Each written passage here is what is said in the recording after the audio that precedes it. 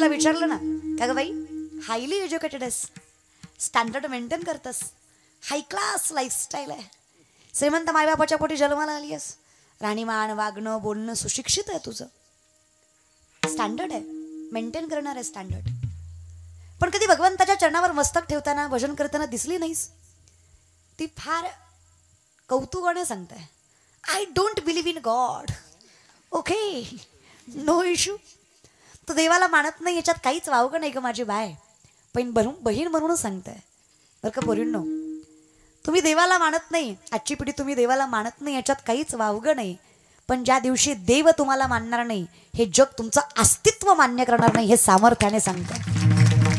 मी आहे याचं मूर्तिमंत उदाहरण आहे की देव आहे. मी आहे म्हणजे देव, कारण माझं असणंच त्याच्या असण्यामुळे आहे. अहम वैश्वानरो भूत्वा प्राणिनाम देहमाश्रित प्राणापान समायुक्त पच्चामिन्यम चतुर्विधम. चालवणारा, बोलवणारा, दाखवणारा, जगवणारा हे सगळं सोड अर्जुना, सूक्ष्मता लक्षात घे. अन्न पचवणारा सुद्धा मी आहे. जठरामध्ये अग्नी म्हणून जो वास करतो ना, तो मीच. मीच विठ्ठल, मी जगदीश्वर, मी विश्वेश्वर, मी राम, मी कृष्ण, मी शिव, मी परमात्मा, मी संत, मीच आत्मा. अरे तू मी तूच. या ज्ञान भक्ती सहज बघतोय एकवटला मज तोची, मीही केवळ तुझं श्रुतही आहे. बाबींचं वर्णन आहे. ज्ञानाने काही नाही, भक्तीने ज्ञानाला परिपूर्ण करावं, तेव्हा मी ज्ञानी व्हावं. जेव्हा मी ज्ञानी व्हावं भक्तीच्या सानिध्याने, तेव्हा मला कळावं नेमका तू कोण आहेस. तू कळाल्यावर मला कळावं मी कोण आहे. अहो मी कळाल्यावर मला कळावं तुझं आणि माझं नातं काय. मग माऊली सांगतात, आपुल्या संसाठी करोनी. फक्त हरिपाठ नीट म्हणायचा, आपल्या शेवेसाठी नाही, शेवेसाठी नाही, संसाठी. सं याचा अर्थ सारखं. देव पहावया तेथे देवाची होनी ठेलो. काय अधिकार दिला हो देवाने. माझ्या विठोबाचा कैसा प्रेम भाव, आपणची देव होय गुरु. अर्जुनाचा गुरुही झाला आणि माझ्यासाठी योगी 28 त्या विठेवर तसाच तटस्थ उभा टाकला. काय कौतुक आहे माझ्या विठ्ठलाचं, काय कौतुक माझ्या पांडुरंगाचं. उच्च नीचता नाहीये, ज्ञान अज्ञान नाहीये. अहो खट नट यावं तरी सामर्थ्याने जागा आहे. जात वीत कुळ गोत्र वर्ण कुठल्याच प्रकारचा भेदभाव नाहीये. अहो काय कौतुक करू माझ्या पांडुरंगाचं. प्रत्येक जीवाला इथं सामर्थ्याने समान अधिकार आहे. ते माझं पंढरपूर ती पंढरीचा मालक आहे. इथं नाही असं थोडे पैसे दिले की थोडं पुढून, थोडं पैसे दिले की त्याच्यापेक्षा थोडं पुढून. आमच्या विठ्ठलाच्या चरणावर मस्तक ठेवायला प्रत्येकाला अधिकार आहे. प्रत्येक देवाचं दर्शन 100 ते 150 फुटावर आहे. आजही माझ्या विठ्ठलाचं दर्शन चरणावर मस्तक ठेवणं हे वैभव माझ्या पंढरीचं आहे. कौतुक आहे मला, नाचलंच पाहिजे. आपलं आपल्याला कौतुक पाहिजे. आपल्या गावात एखादा चांगला कीर्तनकार आहे, गायक वादक आहे, आपल्याला कौतुक, आपल्या गावाला कौतुक. पण या जगाची सगळ्यात मोठी शोकांतिका आहे, आपलीच माणसं आपलाच पाय खेचतात म्हणून आपल्याच माणसाची प्रगती होत. काय दुर्दैव आहे ना की आपल्याच माणसाने आपल्याच माणसाचे पाय खेचावे आणि मग लोकांनी म्हणावं काही नाही त्याच्याकडे. विनंती आहे रे, थोडीशी सावध असू द्या, काही हरकत नाही. काय अपयश वाटायला यायचं येऊ द्या, काय दुःख पदरात पडायची पडू द्या, काय संकट यायची येऊ द्या, काय लोकांनी नावं ठेवायचं ठेवू द्या, काय जगाने पाय खेचायचा खेचू द्या.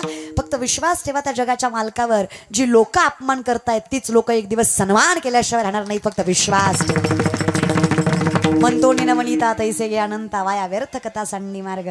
मला विश्वास आहे अवघाची संसार मी करणार सुखाचा संसार. एकट्याचा का. महात्म्याचं लक्षण बघा. महान आत्मा यस्य सहा इति महात्मा. इति लावायची गरज नाही. तसं त्याचं हृदयच मोठं आहे त्याला महात्मा म्हणावा. मन मोठं आहे, सगळ्याला सामावायची ताकद आहे. संतांची ओळखच आहे. वैष्णवजन तो तेने काही आहे पीड पराई जाणीजे. चल दुसऱ्याचं दुःख कळतंय तो वैष्णव आहे. माय कुणाला म्हणावं वाहे माऊलीचे किंवा जाणे माऊलीचे. आणि ज्ञानोबा म्हणजे साधी माय नाही आहेत. एका लेकराची आई व्हायला 18 ते 19 वर्ष वय लागतं का ग माय. बरोबर आहे का. बोलत जा बावनवाडीच्या माय मावल्या बोलत जा. हे तुम्ही माझ्या पार्टीतले म्हणून तरी बोलत जा. असं तुम्हीच गुवाहाटीला गेल्यावर मी कसं इलेक्शन जिंकणार आहे दादा. बरं का पाया पडते तुमच्या. बोलत जा माय बोलत जा की नाही. आपली पार्टी आहे काय ना बोलायचं. मला सांगा माय, मी काय तुम्हाला शास्त्र विचारते का वेद विचारते का. साधा साधा प्रश्न आहे माझा. साध्या साध्या प्रश्नाचं उत्तर देत चला. तुमच्यावर जीव आहे आपला आहे की नाही. बोलायचं माय सोप आहे. एका लेकराच्या आई व्हायला 18 ते 19 वर्ष वय लागतं. बरोबर का. बरोबर. पाठीमागच्या तुम्हाला काही जीएसटी लागतो का. सरकारचा जीएसटी बीएसटी बोलला बिल्लत तर बोलायचं, सगळीच बोलत जा रे. हे माहेर आहे माय तुमचं. मी सुरुवातीलाच म्हटलं हे मंडप तुमचं माहेर आहे. इथं हसू वाटलं, रडू वाटलं, नाचू वाटलं. आता या कधी म्हणे नाचले असते ग, पण ज्याच्या संग गाठ बांधली तो गुणाचा नाही. त्यानं जर नाचताना बघितली तर घरी गेल्या गेल्या माझा सप्ताह काढीन. घरी गेल्या गेल्या म्हणे लई संतीनं आली होती मंडपात तू अंगा, तू ये घरी तुझी महाराजन काढतो. जाऊ दे ग बाय, असं हे जग आहे. ते जोनी या जण भक्ती करी, जगाचा विचार करून नाही ग जमत माय. असं तरी लोक कुठं चांगल्याला चांगलं बोलतात, वाईटच म्हणण्यात काय माय. तुकोबाराय म्हणले आज येड म्हणतील, उद्या मूर्ख म्हणतील, अहो परवा थार वेडा म्हणतील, पण एक दिवस असा येईल माझं हेच नामचिंतन या लोकांना म्हणायला लावेल. यांना काय अहो, यांचा संसार म्हणजे परमार्थापेक्षा कमी नाही, यांच्या बायका सुद्धा संतांपेक्षा कमी नाही. तुकोबारायांची बायको जिजाऊ, तुकोबारायांना 2 बायका होत्या बरं. नावं वेगळी ऐकली असली तुम्ही म्हणसाल, नावं 2 होत्या. पहिली केली तिला बाळ व्हायला म्हणून आईबापानं दुसरी करायला लावली. अहो मालकाचं बघा ना किती गणित बेकार आहे. दुसरी केल्यावर पहिलीला लिकरू झालं. काय मजा असते, देव बी मजा घेतो महाराज आहे की नाही. 2 बायका केल्या तुकोबानी. बायको जिजाऊ, 2 जिजाऊ झाल्या या महाराष्ट्रात. एका जिजाऊनं पुत्र दिला म्हणून हिंदवी स्वराज्य उभा टाकलं, एका जिजाऊनं धनी दिला म्हणून परमार्थाचा कळस उभा टाकला. 2ही जिजाऊ तेवढ्याच सामर्थ्यवंत होत्या. पाठीमागच्या टाळ्या वाजू वाटले तर वाजवीच जा, वाजवायच्या. ती वाट बघतोय का ती वाजवीन पुन्हा मी, तू वाजव, तुला कळलंय ना, वाजवीच जा, वाजवायची रे वाजवायची. लोक आहे ना मुद्दाम करतात, मुद्दाम टाळी वाजवणार नाही, मुद्दाम हसणार नाही, मुद्दाम दाद देणार नाही. त्याला महाराजाची जिरवायची असते. ती कीर्तन झाल्यावर म्हणणार लय पोरगी बोंबलत होती, लय ज्ञान शिकवीत होती, आख्या मांडपानं ऐकलं, पट्ट्यानं ऐकलंच नाही. कशाचा दादा? ओ बामणवाडीकर 7 कोटी घर आहेत सोन्याची रावणाची. किती करा संपत्तीचा विचार, कोण नाहीये श्रीमंत या जगात.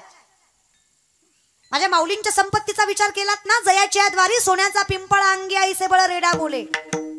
माझ्या माऊलींच्या दारात सोन्याचं झाड आहे, विचार करा घरात किती असेल. 7 कोटी घरं सोन्याची आहेत रावणाची. किती बामणवाडीकर 2 BHK 7 कोटी सोन्याची. 22.5 क्विंटल सोन्याची एक चौकट आहे रामाची. तुळशी रामायणामधलं वर्णन आहे रावणाची.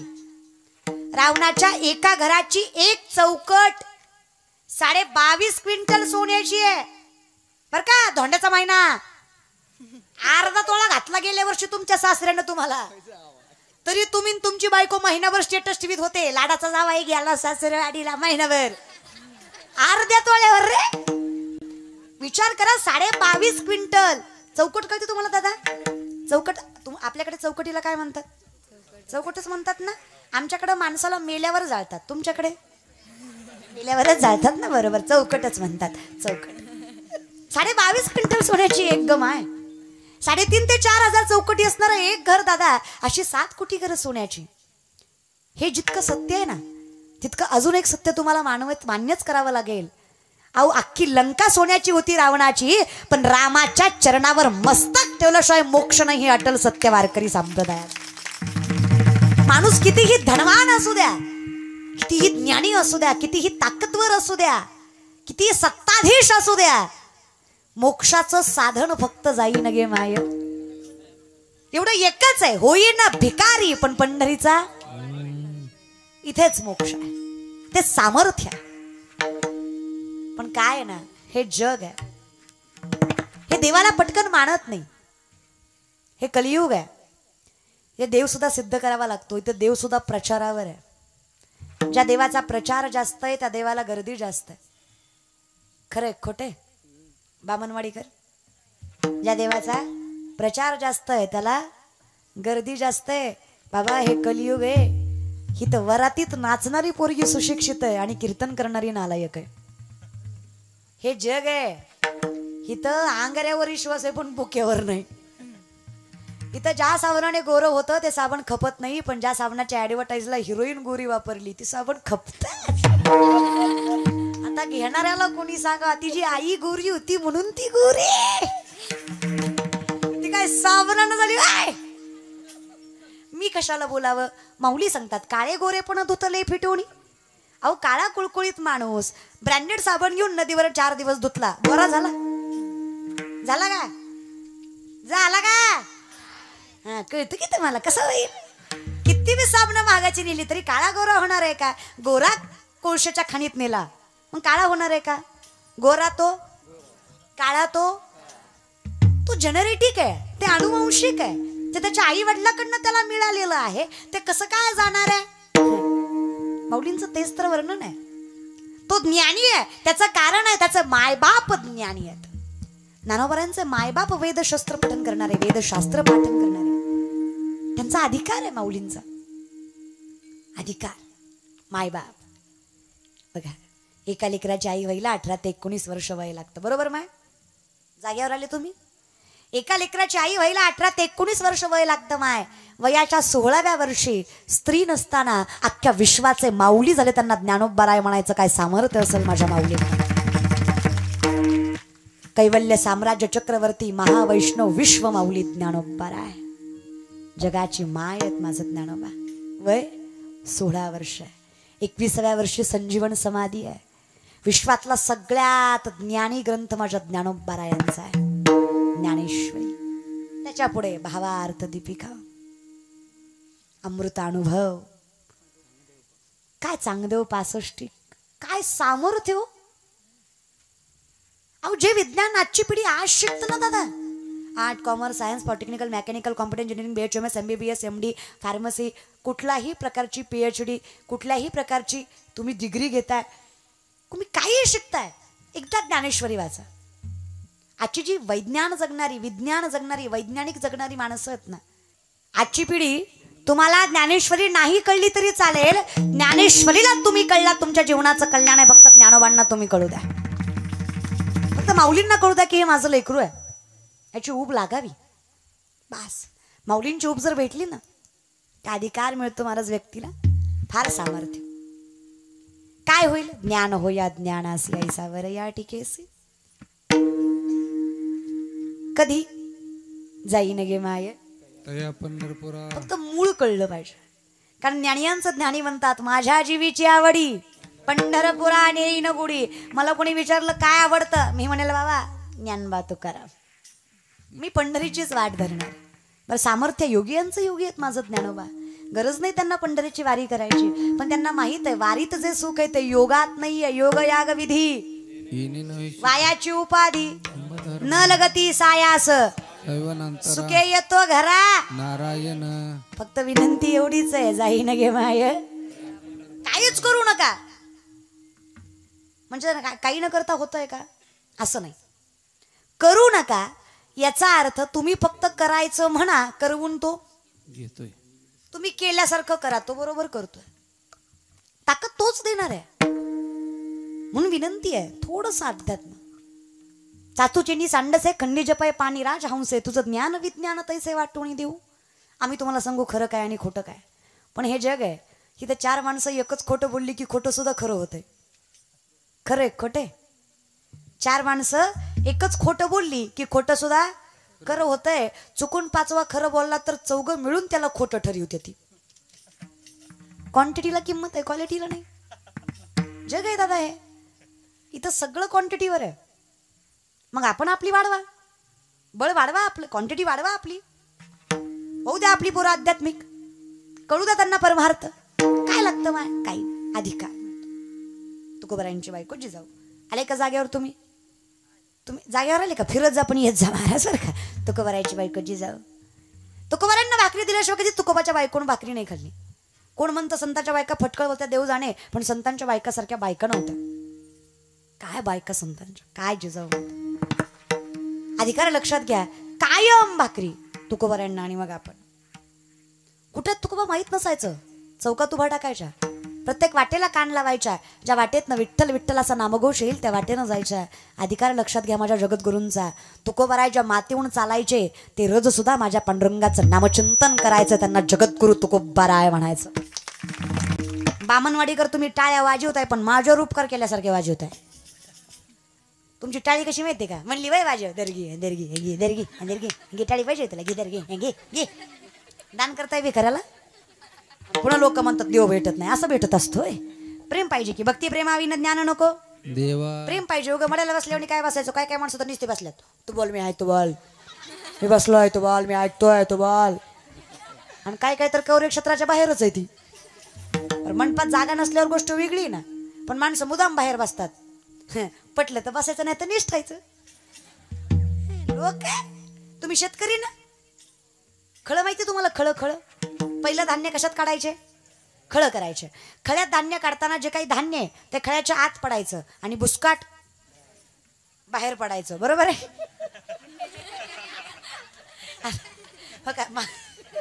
हुशार आहेत तसे तुम्ही महाराज बरं का.